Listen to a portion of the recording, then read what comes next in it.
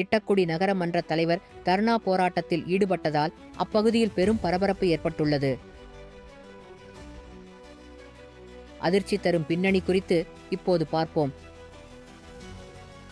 கடலூர் மாவட்டம் திட்டக்குடி நகர மன்ற தலைவர் இன்று மேற்கொண்ட தர்ணா போராட்டத்தின் பின்னணியில் பல்வேறு அதிர்ச்சிகரமான குற்றச்சாட்டுகள் எழுந்துள்ளன.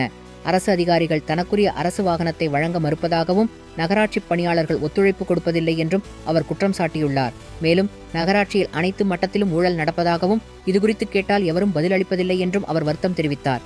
இவை அனைத்திற்கும் தலித் என்ற ஒற்றை காரணத்துக்காகவேதான் ஒதுக்கப்படுவதாகவும் அரசு அதிகாரிகள் தனக்கு உரிய மரியாதையை வழங்குவதில்லை எனவும் நகரமன்ற தலைவர் தனது ஆதங்கத்தை வெளிப்படுத்தினார். இந்த சம்பவம் அப்பகுதியில் பெரும் பரபரப்பை ஏற்படுத்தியுள்ளது. ஃபோன் பண்ணும்போது வண்டியை நான் கொடுத்து அனுப்புங்க, அந்த மாதிரி நான் டிரைவர் எடுத்துகிட்டு போகிறேன்னு சொன்னேன். யாருக்கு ஃபோன் பண்ணீங்க? வாரத்துக்கு போனேன். அவன் தம்பி கொண்டாந்து டீசல் போட்டு கொண்டாந்து என்னோட சாவி கொண்டாந்து கொடுத்தான். கொடுத்துட்டு யார் கேட்டுட்டு கொண்டு வண்டியை கூட்டணும்னு சொல்லி அவங்க சஸ்பெண்ட் ஆர்டர் தபால் அடிக்கிறாங்க. நான் இங்கேருந்து கரூர் முப்பது விழாவுக்கு போகவும் நிம்மதி இல்லாமல் தான் நான் இருந்தேன். அந்த முப்பது விழாவில் நான் கலந்து எனக்கு சஸ்பெண்ட் ஆர்டர் கொடுத்தாங்க. பேசினாமல் நான் ரொம்ப மன உடச்சல் உண்டாக்குறேன். அப்போ தலைவருக்குன்னு செயல் பண்ணணுமா இல்லை படக்கூடாது? கார் எடுத்துகிட்டு போய் அவனை திருட்டு பயல அந்த பயல அப்படி எப்படி திட்டலாம்? அவங்க உங்கள் ஆஃபீஸில் வேலை செய்கிற பேர் தானே? ஆமாம், வேலை செய்கிறவன் தான். பர்மனெண்ட் ஸ்டாஃப் தான்.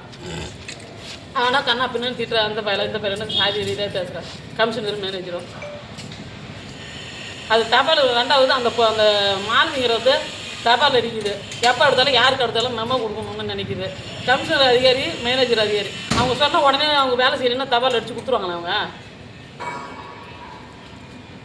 இப்போ நீங்கள் என்ன முடிவு பண்ணுறீங்க? நான் என்ன முடிவு பண்ணுவேன்னா, இது கொண்டு நான் தலைவருக்குன்னு தனியாக ஈஸியாக கார் எடுத்துகிட்டு போகணுமா போகக்கூடாதா? நான் திருட போய் இது விற்றுப்படுவேன் காரா? எப்படி என்னை விற்றுப்படுவாங்க அப்படின்னு அவனை சொல்லலாம். கார் விற்கிறதுக்கு அப்புறங்க 30 விழாவுக்கு போனாங்களா விற்கிறதுக்கு போனாங்களா? அது எனக்குன்னு கொடுத்த காரை அங்கே நான் தனியாக செயல்படக்கூடாதான். கமிஷனரை கேட்டு தான் போகணும், மேனேஜர் கேட்டு போகணும். நான் எப்படி கேட்டு போக முடியும்? தலைவருக்குன்னு கார் எடுத்துகிட்டு போகிறது இது உரிமை கிடையாதா? கமிஷனர் மேலே தானே தலைவர். நீங்கள் சொல்கிறது